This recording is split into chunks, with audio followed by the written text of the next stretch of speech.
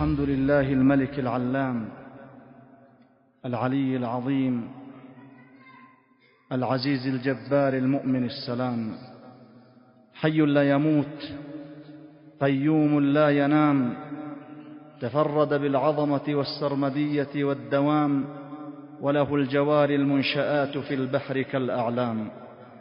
أحمده سبحانه على ما اتصف به من صفات الجلال والإكرام، شرفنا بالإسلام وكرمنا بشهر الصيام، وأشكره سبحانه على ما من به من الفضل والإنعام.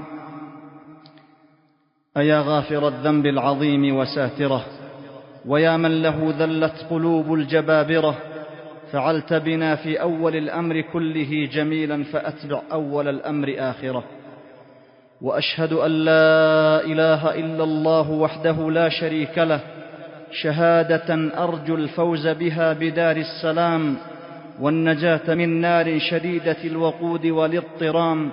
وأشهد أن محمدًا عبده ورسوله، أزكى الأنام وبدر التمام ومسك الختام، وخير من صلى وصام.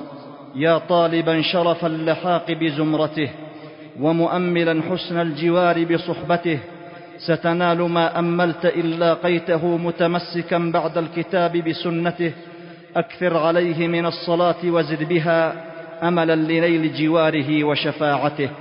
اللهم صل وسلم عليه ما ندب حمام وخطب إمام، وأمت الزوار البيت الحرام، وعلى آله البررة الكرام، ما عسعس ليل بظلام وتنفس صبح بابتسام. أما بعد، فشكر الله لكم أيها الإخوة، ونسأل الله جل وعلا أن يجعل هذا المجلس لنا لا علينا، وأن يجعله في موازين الحسنات. أيها الكرام، تدور بنا عجلة الليالي والأيام مسرعة، وتمضي بنا سفينة الدهر عجلا، فكم بين شعبان الذي مضى وشعبان الذي نعيشه الآن. مرت الأيام مسرعة، ومضت الشهور بسرعة خاطفة، ولا عجب، فنحن في فلك سيار وزمن دوار، وفي ذلك عظة واعتبار ومزدجر وادكار. عام مضى وزمن توارى، وقد كان مليئا بالمتغيرات، عصفت فيه دوامة الأحداث المتسارعة التي لا يكاد يدرك الإنسان غورها، على أنها لا تخلو من عظات وعبر. وفي ظل هذه الأجواء الملتهبة والأحوال المضطربة، يلوح في الأفق طيف ضيف عزيز ووافد كريم، يدنو منا شهر رمضان المبارك، وندنو منه ليكون شاطئا ترفأ فيه سفينة القلوب المجهدة والنفوس المتعبة بعد عواصف الأحداث وغفلة الأيام، ليكون هذا الشهر أنسا بعد وحشة، ومستراحا بعد عناء، وتصفية لما كدرته أعاصير المحن، وعلاجا لما جد من الأدواء، ويقظة بعد غفلة. كأني بهذا الشهر يدنو وهو يقول: آن أن تبتل الأرواح بعد الجفاف، وأن تترطب الأفئدة بعد القسوة، وأن تهدأ عواصف النفوس العاتية بعد غليانها وهيجانها. أقبلت يا رمضان الخير فابتهجت نفوسنا، وانطوت أرتال أحزاني. إذا تلفت لم أبصر سوى أفق يطوي ظلام الرزايا طي كتماني، فالنور منبثق والكون مؤتلق، تزيده ألقا آيات قرآني. مرحبا رمضان، حبيبا تأتي على فاقة، وغائبا تقدم على شوق. ها هي ذي قلوب المؤمنين تنتظر بلهفة قدوم رمضان، وتطالع بكل اشتياق متى ينبثق الوليد. بل ما إن يلوح هلال شهر شعبان إلا وتتسارع نبضات القلوب شوقا وتوقا إلى رمضان، وتردد الألسنة المؤمنة شوقا لنفحاته الندية، وتطلعا لنسماته الروحية، تقول: اللهم بلغنا رمضان. ينتظر أحباب رمضان بفارغ الصبر لحظة الإعلان عن دخول شهر رمضان، ولا تسل عن هاتك المشاعر التي تخالجهم وهم يسمعون جلجلة المساجد في أول ليلة من رمضان بالتراويح، وقد لا يملك البعض عبراته التي تنسكب على خديه لتترجم عن فرحة غامرة وشعور لا يوصف. في كل عام لنا لقيا محببة يهتز كل كياني حين ألقاه، بالقلب والعين والآذان أرقبه، وكيف لا وأنا بالروح أحياه.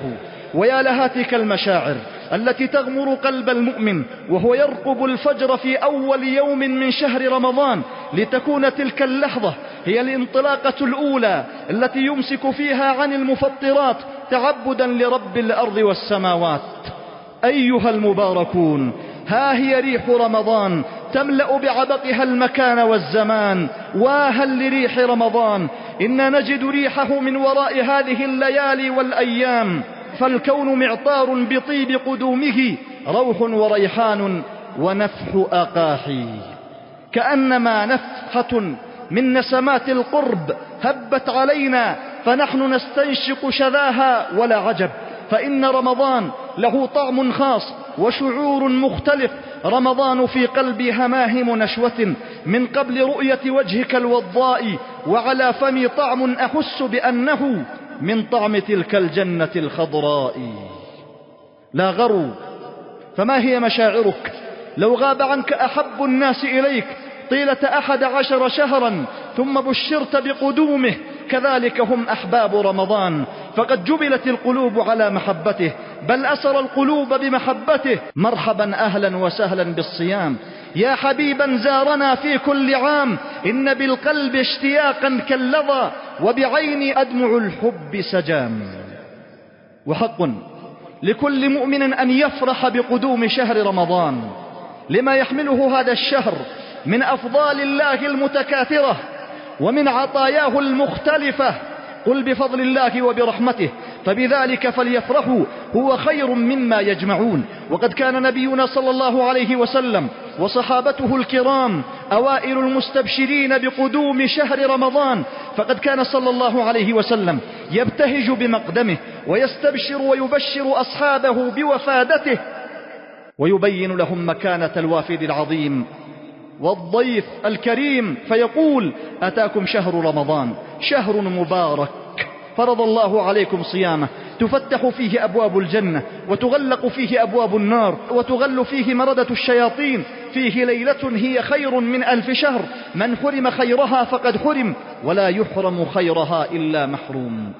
وكان سلف الأمة يعبرون عن فرحتهم بقدوم شهر رمضان بدعوتهم 6 أشهر أن يبلغهم الله رمضان، وكان الواحد منهم يترجم عن فرحه بقدوم شهر رمضان بدعائه قائلا: اللهم سلمني إلى رمضان وسلم لي رمضان وتسلمه مني متقبلا.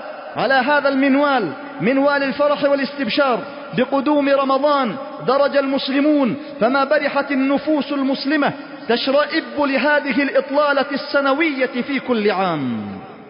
وقد سجل لنا التاريخ مواقف عجيبة تدل على شدة فرحة المسلمين بقدوم رمضان ولو في شدة المحنة ووطأة البلاء. ففي إحدى حقب تاريخ بلاد الأندلس تغلب طغاة النصارى على ثلة من المسلمين فساموهم سوء العذاب وأجبروهم على الكفر وعلى التخلي عن كل مظهر من مظاهر الإسلام، ومن ذلك الصيام. وتحركت محاكم التفتيش والمراقبة يرقبون كل حركة منهم، يرصدون كل حركة منهم، فمن أدركوه متمسكا بمظهر من مظاهر الإسلام حكموا عليه بالموت حرقا أو شنقا أو بالسجن المؤبد. وكانوا يسمون أولئك المسلمين بالمورسكيين، يعني المسلمين الأصاغر. وهل الصغار إلا لأهل الشرك والكفر والعصيان؟ ظل أولئك المسلمون يخفون إسلامهم فترة من الزمن، ظل أولئك المسلمون يخفون إسلامهم فترة من الزمن خوفا من جبروت النصارى وطغيانهم. فلما قدم شهر رمضان كان فرحهم بقدوم شهر رمضان أشد من تخويف النصارى وإرهابهم وإرعابهم. فصعد ثلة منهم بتخف وتستر على المرتفعات ليتراءوا الهلال فرحا بقدوم شهر رمضان وحرصا على الصيام. وفي أثناء رؤيتهم لهلال رمضان وفرحتهم برؤيته ثار بينهم أخذ ورد ونقاش، فارتفعت أصواتهم ليكتشف النصارى شأنهم. ومنه ندرك أن فرحة المسلمين بقدوم رمضان قد تكون أعظم مما يطلقه أعداء الإسلام من تخويف وإرهاب وإرعاب. فأهلا وسهلا يا رمضان، أهلا وسهلا يا رمضان، وهنيئا لكل مسلم في كل بقعة من بقاع الأرض بقدوم شهر رمضان. يأتي رمضان كعادته محملا بالخيرات والبركات والفتوحات. رمضان بالحسنات كفك تزخر، والكون في لألاء حسنك يبحر. يا موسما أعلامه قدسية، تتزين الدنيا له وتعطر. هتفت لمقدمك النفوس وأسرعت، والناس تسمو بالصيام وتطهر. إن عبدا من الله عز وجل عليه وتفضل عليه فمد في عمره حتى بلغ شهر رمضان، لعبد تفضل الله عليه بنعمة عظمى ومنحة جلة لا تقدر بثمن. واسمع رعاك الله لتعرف قدر هذه النعمة. هذان رجلان من أصحاب النبي صلى الله عليه وسلم أسلما جميعا في زمن واحد، وكان أحدهما أجد بالعبادة من صاحبه، ومن جدته في عبادته، ومن نشاطه في طاعته، أنه كان لا يسمع نداء إلا لباه، ولا طاعة إلا أتاها. سمع منادي الجهاد: يا خيل الله اركبي، فأقبل وما أدبر، وخرج مع جند المسلمين فقتل شهيدا في سبيل الله، ضرج بدمائه شهيدا في سبيل الله. الله أكبر. جمع الخير من أطرافه، أسلم فجب الإسلام ما كان قبله، ثم اجتهد في العبادات لينال الدرجات العلى، ثم ركب ذروة سنام الإسلام فصرع شهيدا في سبيل الله. فما حال أخيه الذي أسلم معه في ذات الزمن؟ لم يكن مثله في العبادة ولم يرتقي إلى مرتقاه، غير أن الله عز وجل مد له في عمره ونسى له في أثره، فعمر بعده سنة ومات حتف أنفه رغم محاولته الموت في سبيل الله عز وجل. حدث ربما كسائر الأحداث التي تمر على الصحابة رضي الله تعالى عنهم، غير أن طلحة بن عبيد الله لما آوى إلى فراشه رأى في المنام بأن سوق القيامة قد قام. قال: وبين أنا عند باب الجنة إذ أنا بالرجلين، فخرج خارج من الجنة فأذن للذي مات الآخر منهما أن يدخل فدخل، ثم خرج فأذن للذي استشهد. أصبح طلحة رضي الله عنه يحدث الناس بما رأى. ثار العجب والدهشة في وجوه الناس، يقولون: كيف هذا يسبق مقاتلا في سبيل الله؟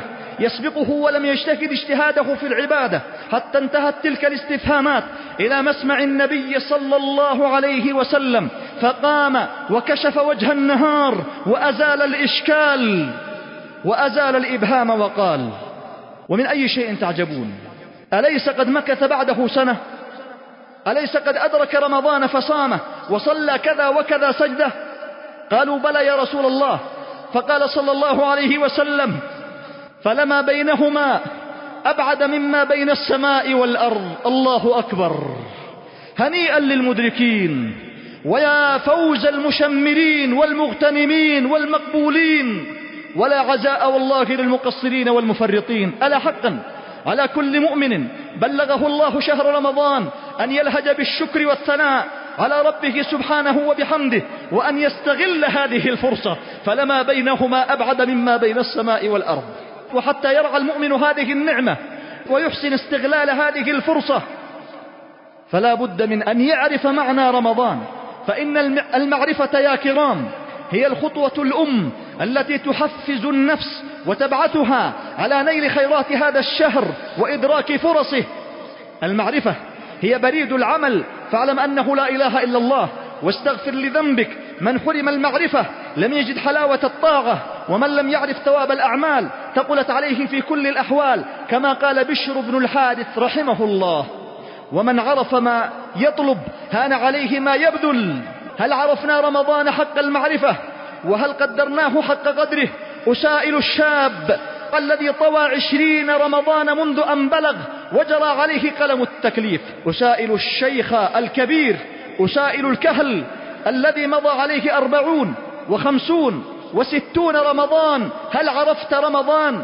هل عرفت معنى رمضان وقدرته حق قدره؟ لا أزال أحسب أننا لم نعرف رمضان حق معرفته ولم نقدره حق قدره. إلا ما شاء الله. لأجل ذا فنحن بأمس ما نكون حاجة إلى أن نعرف رمضان، إلى أن نعيد تعريف رمضان، وأن ندرك معنى رمضان، لا سيما في هذا الزمن الذي قد أصبح وبات هذا المصطلح العظيم مصطلح رمضان بات يستلب بكثرة كاثرة من قبل الداخلة عليه، والصوارف التي تحاول أن تصرفه عن حقيقته وطعمه، التي تريد أن تختطف رمضان عن حقيقته وأن تفرغه من مضمونه ومعانيه الكبار، وأن تختزله في مظاهر أخرى تغيب معها حقيقة رمضان، ليبرز رمضان على أنه ميدان للتسابق في إغراق الأمة بسيل من المسلسلات والأفلام والبرامج حمالة الحطب التي تعاكس حقيقة رمضان وتجعل منه شهرا للترفيه والغفلات والسهرات والشهوات. كما أن مما ينازع رمضان مسميات لأصناف الطعام وألوان الشراب، ليبقى رمضان ليس إلا شهرا للمآكل والمشارب والفسح والتجولات. ونحن هنا لا نحرم ما أحل الله، ولكننا ننأى بالمسلم أن يجعل الفرع مكان الأصل، وأن يختزل رمضان في مظاهر تبعد عن حقيقة رمضان. وعلى هذا فنحن بأمس ما نكون حاجة إلى أن نجرد رمضان من كل ما ينازعه، وأن نحرره من القيود التي تفرض عليه، ليبقى رمضان غضا طريا كما أراد الله، ليبقى رمضان كما عاشه النبي صلى الله عليه وسلم وصحابته، ليبقى رمضان سياحة للروح في جنات العبادات وإطلاقا لأسرها من أسر الشهوات. يا خادم الجسم كم تسعى لخدمته، أتعبت نفسك فيما فيه خسران، أقبل على الروح فاستكمل فضائلها، فأنت بالروح لا بالجسم إنسان. ليبقى رمضان محطة تربوية يعالج فيها الإنسان علل النفس وأدواءها، ويجدد فيها ما خلق من إيمانه وما وهى من سلوكه وما ضعف من أخلاقه، ليستأنف حياته بجد وعزم. فما هو رمضان يا كرام؟ أتدرون ما رمضان؟ رمضان حدث عظيم يتغير له وجه الكون، فأبواب تفتح وأبواب تغلق، وشياطين ومردة يصفدون، وعالم علوي ينزل وآخر يصعد. قال صلى الله عليه وسلم: إذا جاء رمضان فتحت أبواب الجنة وغلقت أبواب النار وصفدت الشياطين. فتحت أبواب الجنة تفضلا من الله على عباده وإكراما لهم وعونا لهم على طاعته، وحسبك بهذا. ثم زاد سبحانه وتعالى الفضل فضلا فأوصد أبواب النيران، قال وغلقت أبواب النار. ثم زجر عنا أعداءنا المانعين لنا من بلوغ الغايات في طاعة الله، وصفدت الشياطين. فالكون الآن يا كرام يستعد لحدث عظيم، بل لأحداث عظيمة جليلة القدر، وهي تدل على مكانة هذا الشهر وعظيم منزلته. فيوشك أن تفتح أبواب الجنة على مصراعيها، وأن تغلق أبواب النار فلا يفتح منها باب، وأن تصفد الشياطين ومردة الجن، وذلك في أول ليلة من رمضان كما أخبر النبي صلى الله عليه وسلم. وتفتح أبواب السماء احتفاء وترحيبا بالشهر من الملأ الأعلى، وتنويها بشأنه وعظمته، وتهيئة لرفع الأعمال إلى الله عز وجل، كما قال صلى الله عليه وسلم: إذا دخل رمضان فتحت أبواب السماء، ويصبح منادي الله ينادي ملء مسمع الكون: يا باغي الخير أقبل ويا باغي الشر أقصر.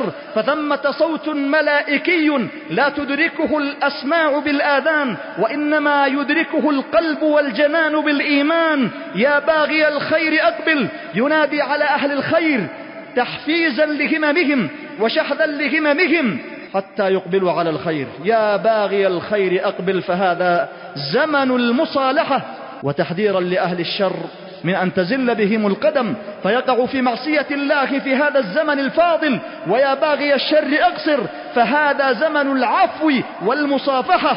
فحي هلا إن كنت ذا همة فقد حدا بك حاد الشوق، فاطوي المراحل ولا تنتظر بالسير وقفة قاعد، ودعه فإن العزم يكفيك حاملا. رمضان ما رمضان نفحات ربانية ونسائم إيمانية يجدد فيها العبد عهده مع الله، ويتوب مما جناه في حق سيده ومولاه، ويرتوي فيه من كؤوس الرحمة، وينهل فيه من فيوضات المغفرة. قال صلى الله عليه وسلم: افعلوا الخير دهركم وتعرضوا لنفحات رحمة الله، فإن لله نفحات من رحمته يصيب بها من يشاء من عباده، وسألوا الله أن يستر عوراتكم وأن يؤمن روعاتكم. من تعرض لهذه النفحات واهتبل هذه الفرص السانحات قفزت به قفزة فلكية، وسمت به درجات عاليات، وارتفعت به إلى حيث لا يتوقعه الإنسان من منازل الصديقين والشهداء. فقد جاء رجل إلى النبي صلى الله عليه وسلم فقال: يا رسول الله، أرأيت إن شهدت أن لا إله إلا الله وأنك رسول الله، وصليت الصلوات الخمس وآتيت الزكاة وصمت رمضان وقمته، فممن أنا؟ فمع قيام هذا الرجل بالتوحيد وأسس الإسلام استغل فرصة رمضان فأقبل على الصيام والقيام والأعمال الصالحة. قال: فممن أنا؟ فقال صلى الله عليه وسلم: من فعل ذلك كان من الصديقين والشهداء، أعلى المراتب بعد مرتبة النبوة والرسالة، فهنيئا للمشمرين. رمضان سيد الشهور ومصباحها، وأفضل الأوقات وأشرفها، وشامة الزمان، ودرة الليالي والأيام، وهبة المنان إلى عباد الرحمن. اصطفاه الله من بين سائر الشهور والأوقات، فجعل له من الخصائص والفضائل ما ليس لغيره، فهو من بينها كالجمعة من بين سائر الأيام، وكالشمس من بين الكواكب، وكمحمد صلى الله عليه وسلم من بين المرسلين، وكجبرائيل من بين الملائكة، وكالقرآن من بين الكتب المنزلة، وكالفاتحة من بين سور القرآن. وربك يخلق ما يشاء ويختار، هو أفضل الشهور عند الله وعند الخلق. وما مثل رمضان من بين تلك الشهور إلا كمثل يوسف عليه السلام من بين أبناء يعقوب، فكما كان يوسف محبوبا إلى يعقوب، فإن رمضان محبوب إلى الله وإلى علام الغيوب. لا أدل على مكانة هذا الشهر من أن الله عز وجل جعله ظرفا لنزول القرآن وموسما لخامس الأركان. رمضان ما رمضان، رمضان يا كرام شهر مكلل بالخيرات والبركات، وزاخر بالعطايا والهبات، فبالبركات قد حف وبالكرامات قد زف. وصفه صلى الله عليه وسلم بأنه شهر مبارك بوركت فواتحه وأواخره، وبواكره وخواتمه، وغرره وغوابره، خير الشهور وروضة الأخيار، يا مرحبا بهدية الغفار. رمضان يا رمزا لكل فضيلة، فيك الجنان تزف للأبرار. رمضان أهلا قد تطاول شوقنا، لسناك يكسو الأرض بالأنوار. أسرع لتهدي أنفسا مشتاقة مسك الصيام وفرحة الإفطار. تتغير الموازين في رمضان كما وكيف، فليلة ستجاوز في الفضل 30,000 ليلة. ليلة القدر خير من 1000 شهر، وبعض ليلة سيعدل في الفضل ليلة كاملة. من قام مع الإمام حتى ينصرف كتب له قيام ليلة، كما قال صلى الله عليه وسلم: وعمرة في رمضان تعدل حجة. وأي حجة؟ حجة بمعية المصطفى صلى الله عليه وسلم. يا ليتني كنت فردا في صحابته أو خادما عنده من أصغر الخدم. قال صلى الله عليه وسلم: عمرة في رمضان تعدل حجة معي في أجرها وثوابها وبركتها وأثرها، ولربما تعدل حجة معي في مشاعرها وروحانيتها. وهنيئا لمن تحقق له كل ذلك، فجمع له بين شرف الزمان وشرف المكان وشرف العمل، فاللهم بلغنا أجمعين. ومنه ندرك أن الأعمال الصالحة يضاعف ثوابها في شهر رمضان ما لا يضاعف في غير رمضان. رمضان مغتسل بارد للعبد يغتسل فيه من أدران الذنوب والخطايا، فقد تفضل الله سبحانه وتعالى على عباده بسعة المغفرة في هذا الشهر، فجمع فيه من الطاعات والقربات ما به تكفر الذنوب والزلات. قال صلى الله عليه وسلم: من قام رمضان إيمانا واحتسابا غفر له ما تقدم من ذنبه. فإن أخطأتك هذه فلن تخطئك. من قام ليلة القدر إيمانا واحتسابا غفر له ما تقدم من ذنبه. فإن أخطأتك هذه لن تخطئك. من صام رمضان إيمانا واحتسابا غفر له ما تقدم من ذنبه. كأنما يساق العبد إلى المغفرة سوقا إذ تمنح له الفرصة تلو الأخرى لتكفر خطيئته وتغفر زلته. والله يريد أن يتوب عليكم، ولكن ثمة من عباد الله من يأبى تلك الفرص كلها، وكلكم يدخل الجنة إلا من أبى. أفيدرك الإنسان مواطن الفضل ومواسم المغفرة ويخرج منها صفر اليدين؟ يا للخسارة، يا للحسرة، يا للمصيبة إذا أدرك الإنسان موسم المغفرة في رمضان وخرج منها محملا بدعاء الأمينين جبريل ومحمد عليهما الصلاة والسلام. فقد صعد صلى الله عليه وسلم ذات يوم درجات المنبر، والصحابة رضي الله عنهم كعادتهم في أدبهم الجم كأن على رؤوسهم الطير، فلم يقطع ذلك الصمت الرهيب إلا تمتمة النبي صلى الله عليه وسلم بالتأمين. كلما صعد عتبة من عتبات المنبر قال آمين، ثم قطع الاستشكال صلى الله عليه وسلم فقال: أتاني جبريل فقال: يا محمد، من أدرك رمضان فانسلخ فلم يغفر له فأدخل النار فأبعده الله، قل آمين. فقلت آمين. ألا ما أشقاه من يدعو عليه جبريل سيد الملائكة ويؤمن على دعائه محمد صلى الله عليه وسلم سيد الخلق.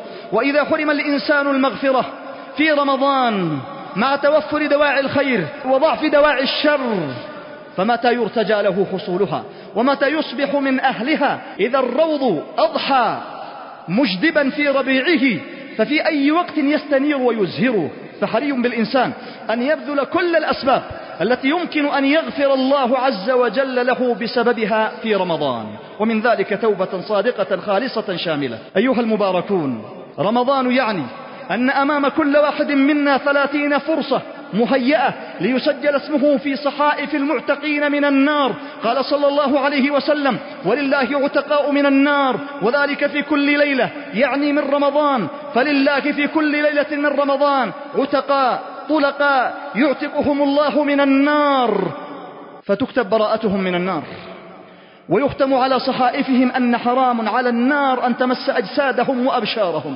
يا لجلال العتق من النار. النار تلك الداهية المهلكة والطامة الكبيرة التي لا يهدأ زفيرها ولا يخبو سعيرها ولا يجبر كسيرها ولا يسكن ألمها ولا يتوقف عذابها، تغلي بأهلها كغلي القدور ويدعون فيها بالويل والثبور. قد اشتد صراخهم، يصيحون من أكنافها وينادون من أقطارها، اشتد بكاؤهم وعلى صراخهم وعويلهم: يا مالك ليقضي علينا ربك، فيجيبهم بعد مدة مديدة: إنكم ماكثون. فيصرخون ويستغيثون: ربنا أخرجنا منها فإن عدنا فإنا ظالمون. فيقرعهم جواب هو أشد من العذاب: اخسأوا فيها ولا تكلمون.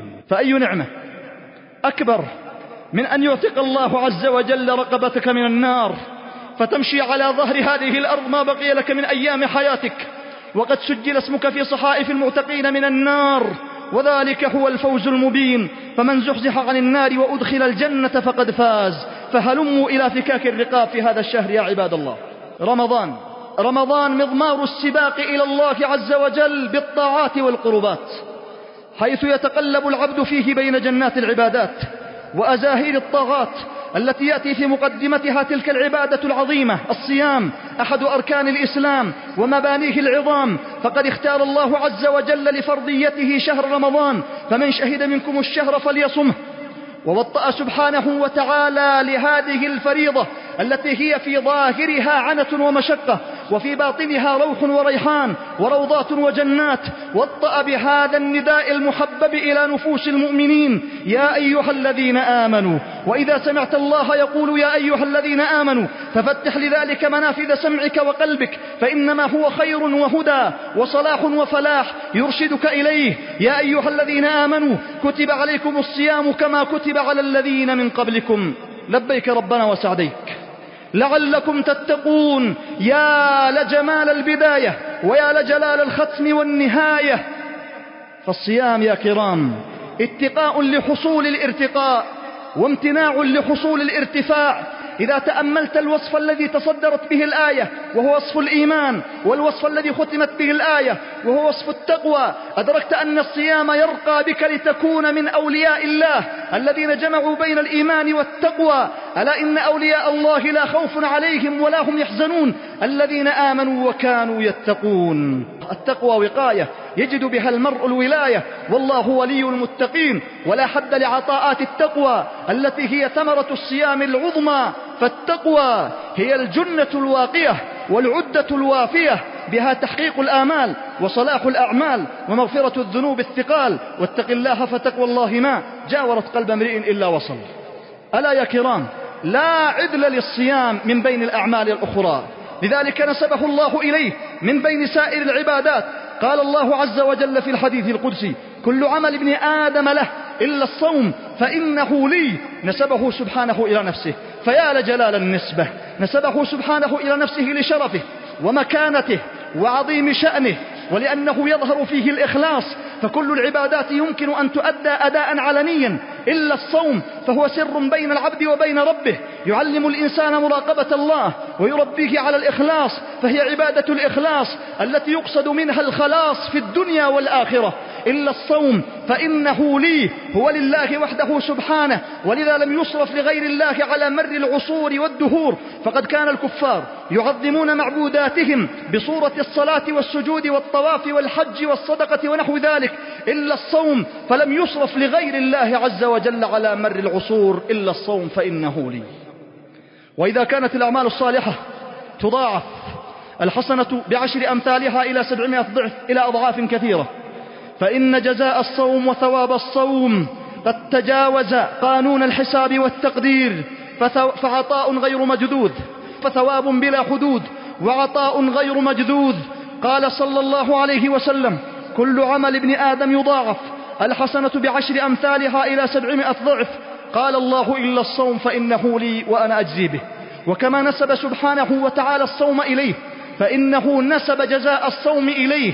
وإذا وعد الكريم بالعطاء تضمن ذلك السعة والسخاء، فما ظنك بأكرم الأكرمين من عمت مواهبه جميع الموجودات، من إذا أعطى فإنه يدهش سبحانه بعطائه، من إذا أعطى فإن سعة عطائه لا تخطر بالبال ولا تدور بالخيال. وإذا كان الصيام يقوم على الصبر فإن الصائمين من الصابرين، وقد قال عز وجل: إنما يوفى الصابرون أجرهم بغير حساب، ليس يوزن لهم ولا يكال، إنما يغرف لهم غرفا، كما قال بعض السلف.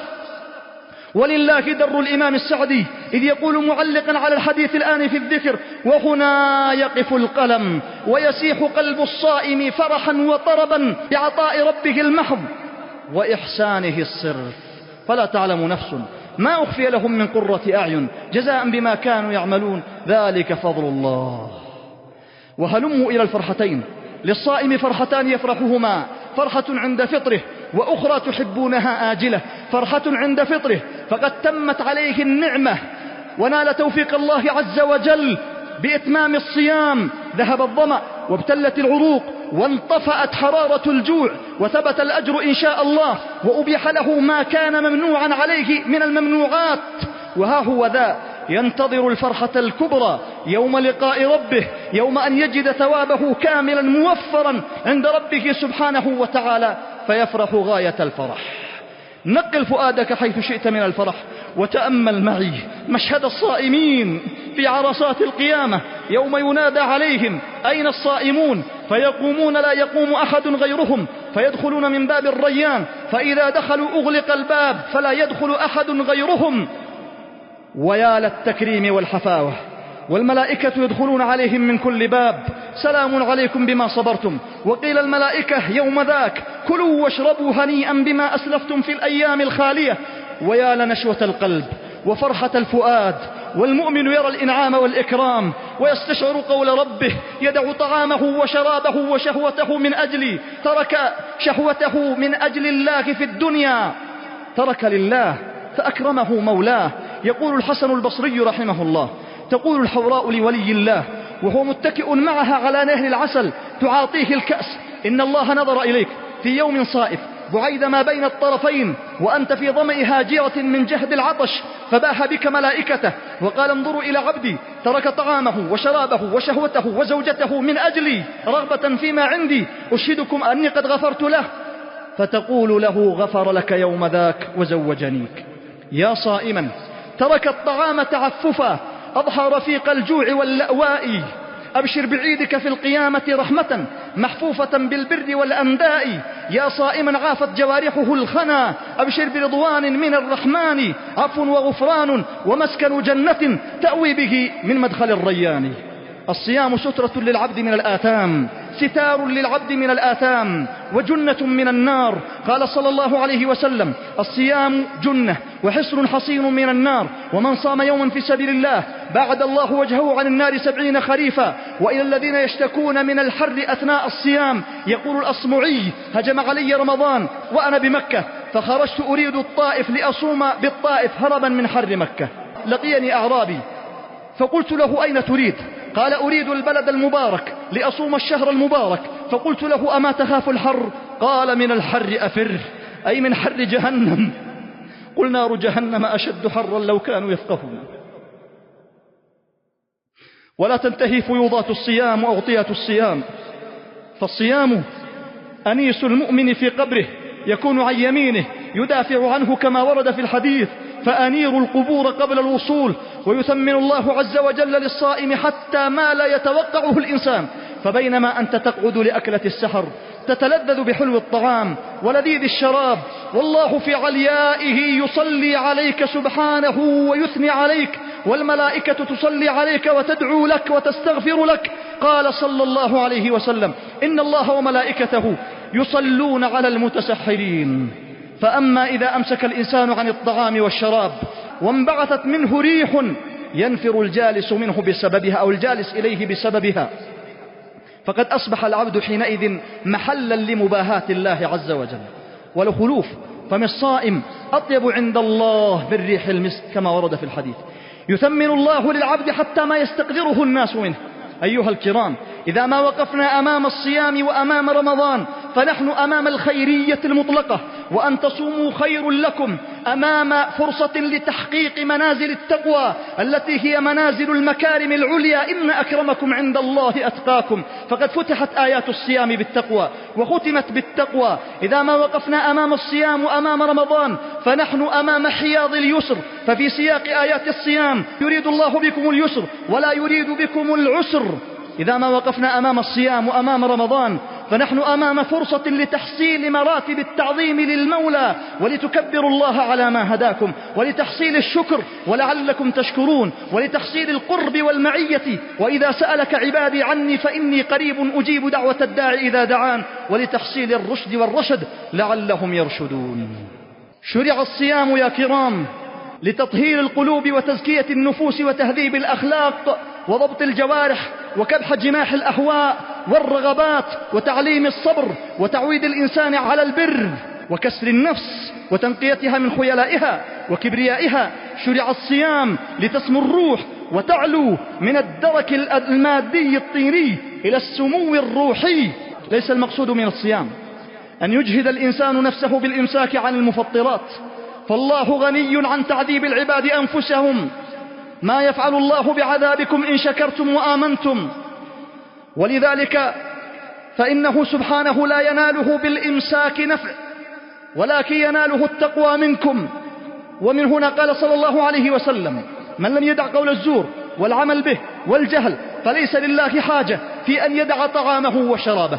فحقيقة الصيام أيها المباركون أن يصوم الإنسان منطلقا من قوله صلى الله عليه وسلم من صام رمضان إيمانا واحتسابا فيقوم على هاتين الصفتين والقيمتين العظيمتين: إيمانا بفرضية الصيام، إيمانا بوعد الله الذي وعد عليه الأجر والثواب، واحتسابا للأجر والثواب من الله سبحانه وتعالى. حقيقة الصيام أن يتقي الصائم ربه في سره وعلانيته وظاهره وباطنه. حقيقة الصيام أن يصوم القلب وتصوم الجوارح عما حرم الله، وإلا فكم من صائم عما أباح الله من المآكل والمشارب والمناكح ولكنه يفطر على ما حرم الله. فمثل هذا يخرج من الصيام خالي الوفاض حظه منه الجوع والعطش والنصب والتعب. فإذا صمت عبد الله فليصم سمعك وبصرك ولسانك وقلبك وسائر جوارحك، ولا يكن يوم صومك ويوم فطرك سواء، كما قال بعض السلف: يا مديم الصوم في الشهر الكريم صم عن الغيبة يوما والنميم، وصل صلاة من يرجو ويخشى، وقبل الصوم صم عن كل فحشاء. ومن هنا يتفاوت الناس تفاوتا عظيما في صيامهم، حتى إن الرجلين ليكونان في البيت وبين صيامهما كما بين السماء والأرض. الصائم تعلوه السكينة والوقار، وإذا استفزه مستفز بتصرف أو برديء الكلام أغلق باب الخصام ورفع شعار: إني صائم إني صائم. وفي سياق التعريف برمضان فإننا لا ننسى رمضان نقطة التقاء الأرض بالسماء بنزول القرآن. قال سبحانه معرفا لنا برمضان: شهر رمضان الذي أنزل فيه القرآن. يا لله، ما أروعها وما أعظمها وما أحلاها في نفوس المؤمنين. شهر رمضان الذي أنزل فيه القرآن. وهل شرف رمضان إلا لأنه ارتبط بالقرآن؟ وكل شيء يرتبط بالقرآن يسمو ويشرف ويعلو ويرتفع. أتدري ما القرآن؟ فلا أقسم بمواقع النجوم وإنه لقسم لو تعلمون عظيم. إنه لقرآن كريم في كتاب مكنون لا يمسه إلا المطهرون. كتاب أنزلناه إليك مبارك ليدبروا آياته وليتذكر أولو الألباب. إن هذا القرآن يهدي للتي هي أقوم. هو روح الأمة وروحها ومجدها وعزها ونورها وضياؤها. وكذلك أوحينا إليك روحا من أمرنا. إذا اشتدت ألفاظه فأمواج البحار الزاخرة، وإذا لانت فأنفاس الحياة الآخرة. وحين أنزل سبحانه وتعالى القرآن أحاطه بالبهاء والعظمة والجمال والجلال والكمال من كل الوجوه والجوانب، حيث أنزل سبحانه وتعالى أشرف كتاب بأشرف لغة لأشرف أمة على أشرف رسول بسفارة أشرف الملائكة في أشرف البقاع وأشرف الشهور وأشرف الليالي. ثم حمله بعد ذلك أشرف الخلق بعد النبي صلى الله عليه وسلم. ثم أورثنا الكتاب الذين اصطفينا من عبادنا ليكون هذا القرآن شرفا لحامله لتاليه للعامل به، وإنه لذكر لك ولقومك وسوف تسألون. والمقصود أن شهر رمضان هو شهر القرآن. وتأكيدا على ذلك كان جبرائيل عليه السلام ينزل كل ليلة من رمضان ليدارس النبي صلى الله عليه وسلم القرآن. مجلس رمضاني قرآني طرفاه أعظم ملك جبريل عليه السلام وأعظم إنسان محمد صلى الله عليه وسلم لمدارسة أعظم كلام ملك الملوك سبحانه وتعالى. وإن من أعظم مقاصد صلاة التراويح أن يقرأ القرآن وأن يسمع المسلمون كلام الله، كما يقول الإمام ابن تيمية رحمه الله. وشرع الصيام لتتهيأ النفوس ولتستعد لاستقبال فيوضات كلام الله عز وجل، فتخلية بالصيام وتحلية بالقرآن. ومن الموافقات التاريخية العجيبة أن أشهر جهاد للسلف كان في شهر رمضان. أشهر جهاد للسلف في مسألة عقدية قرآنية فيما يتعلق بالقرآن كانت في شهر رمضان. قال الإمام الذهبي رحمه الله: وفي شهر رمضان امتحن الإمام أحمد بن حنبل في القول بخلق القرآن وضرب بالسياط حتى زال عقله.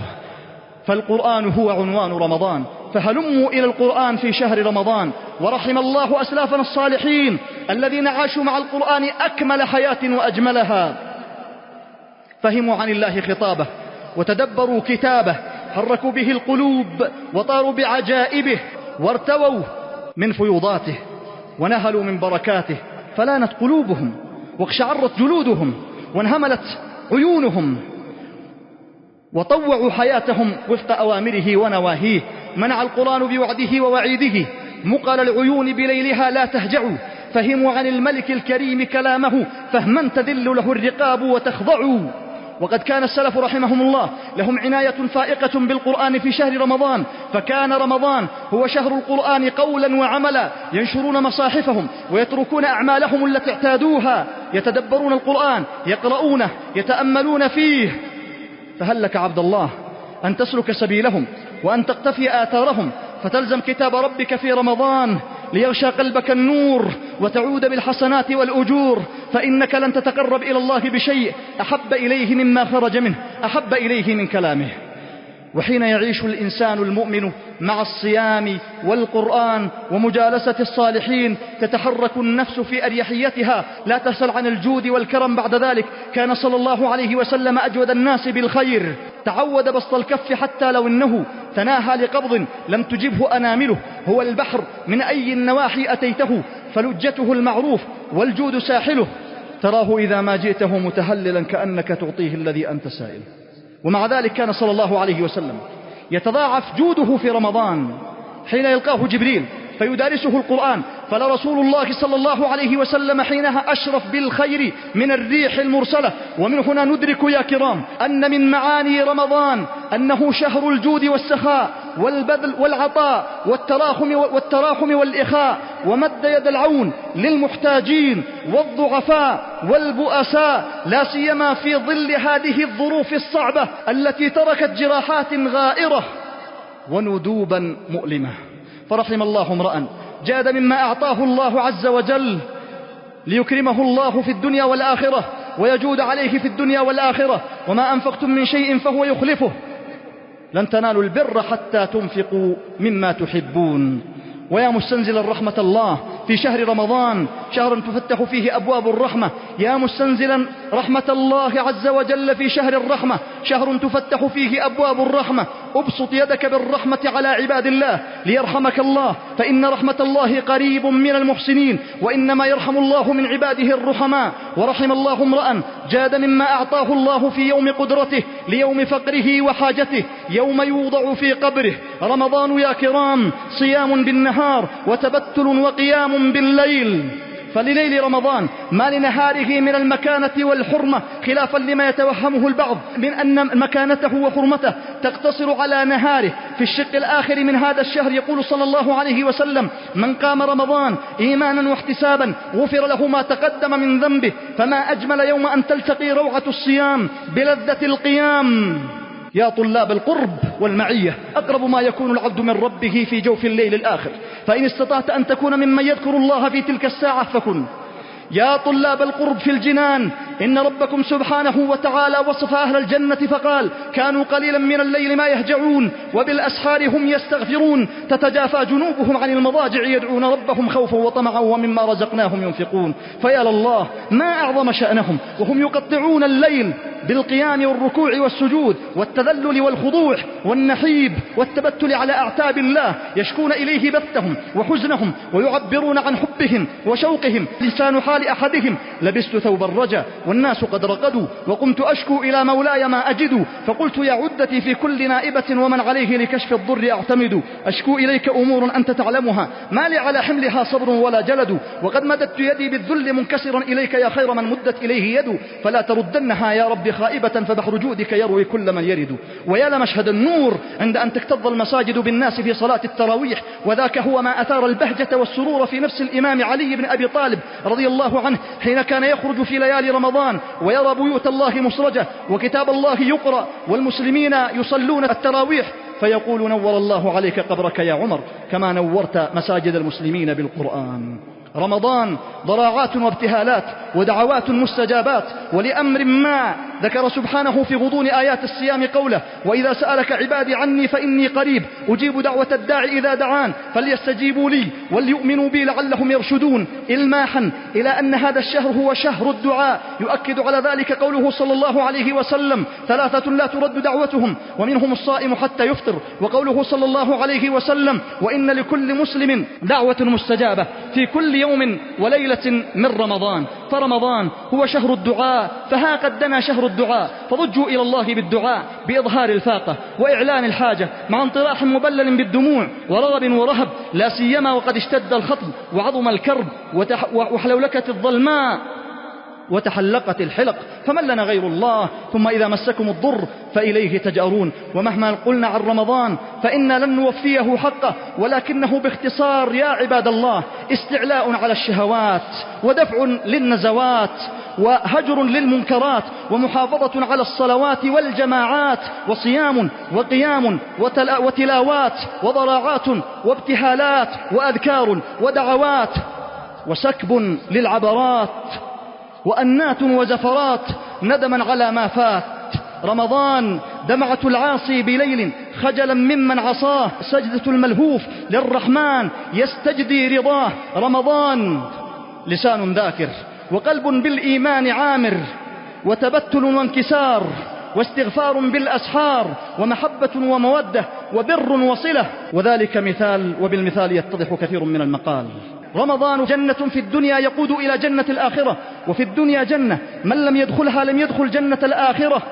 وكأني بأبواب الجنة إذ تفتح أبواب النار إذ تغلق، كأنه ينادى عليك أيها الإنسان يا آدم اسكن أنت وزوجك الجنة. إذا دخلت جنة رمضان كأن الخطاب يعاد عليك، إن هذا الذي صفد لأجلك وغل لأجلك عدو لك ولزوجك، فلا يخرجنكما من الجنة فتشقى. وكما سعى إبليس لإخراج الأبوين من الجنة، فثمة من يسعى لإخراجك من جنة رمضان، يختطف منك روحانية رمضان، وهم نواب إبليس يبرزون عبر مسلسلات وبرامج وأفلام تحول بين الناس وبين عبادة الله عز وجل، فضائيات وفضائحيات وفضائعيات تثير كوامن الشهوات، يريدون غير ما يريد الله، والله يريد أن يتوب عليكم، ويريد الذين يتبعون الشهوات أن تميلوا ميلا عظيما.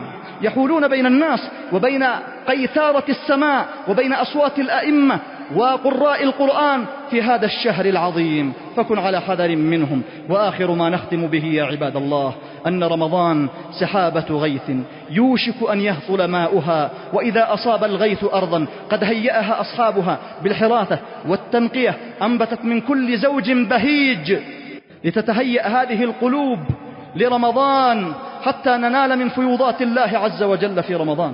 وإذا كان الاستعداد للمشاريع التي يقدم عليها الإنسان سنة دنيوية، فإنه كذلك سنة دينية، فالصلوات يسبقها استعداد بوضوء ونوافل، والحج والعمرة يسبقهما استعداد بالإحرام. ورمضان كان النبي صلى الله عليه وسلم يصوم في شعبان، وذاك نوع من الاستعداد لرمضان. وتضمن قوله صلى الله عليه وسلم إن الله يطلع على عباده ليلة النصف من شعبان فيغفر لكل مؤمن ومؤمنة إلا لمشرك أو مشاحن. تضمن ذلك الدعوة إلى تصفية القلوب وتطهيرها قبل رمضان، وكان السلف يستعدون لرمضان بكثرة قراءة القرآن في شهر شعبان، ويسمونه شهر القرآن، بل منهم من كان يستعد من قبل شعبان. قال أحدهم رجب شهر البذل، وشعبان شهر السقي، ورمضان شهر الغنيمة. لذلك حري بنا أن نستعد من الآن بالأعمال الصالحة، وإن من أهم ما يستعد به المؤمن لرمضان توبة صادقة خالصة شاملة. وتتأكد التوبة عند استقبال مواسم الخير يا كرام، لأن أكثر ما يعيق الإنسان عن طاعة الله هي ذنوبه ومعاصيه، أكثر ما يعيق الإنسان عن بلوغ أمانيه في طاعة الله ذنوبه ومعاصيه. جاء رجل إلى الحسن البصري فقال له إني أعد طهوري، أحب أن أقوم الليل فما أقدر، فقال مكبل كبلتك ذنوبك وخطاياك. وقال سفيان الثوري رحمه الله حرمت قيام الليل 5 أشهر بذنب.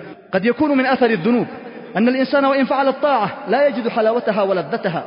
قال بعض السلف سقموا الأبدان بالأمراض وسقموا القلوب بالذنوب، فكما لا يجد البدن حلاوة الطعام والشراب إذا كان مريضا، فكذلك لا يجد الإنسان حلاوة الطاعة إذا كان عاصيا. فيا عباد الله ها قد دنت فرصة الفرص، رمضان أقبل، قم بنا يا صاحي، هذا أوان تبتل وصلاح، فاغتنموه في خمائل المكرمات، فإنما هي أيام معدودات تسير وكأنها تطير، ولحظات ويدخل رمضان، وأيام ويخرج رمضان، وبين دخل وخرج فائزون وخاسرون، فيا ليت شعري من أيهم نكون. وإذا حدثتك نفسك بالقصور والتقصير والفتور عن بعض الطاعات فذكرها أن رمضان قد لا يعود عليك مرة أخرى، وقل يا نفس لعل رمضان هذا هو آخر رمضان أصومه. وكم تفقد اليوم ممن كانوا معك بالعام الماضي، وكم من مستقبل للشهر لم يستكمله، كم كنت تعرف ممن صام في سلف من بين أهل وجيران وإخوان أفناهم الموت واستبقاك بعدهم حيا، فما أقرب القاصي من الداني. فالبدار البدار والفرار إلى الله الفرار، واستبقوا الخيرات، إلى الله مرجعكم جميعا. اللهم يا الله يا ذا الجلال والإكرام، اللهم بلغنا رمضان خير مبلغ، وارزقنا فيه صياما تقبله وقياما ترضاه.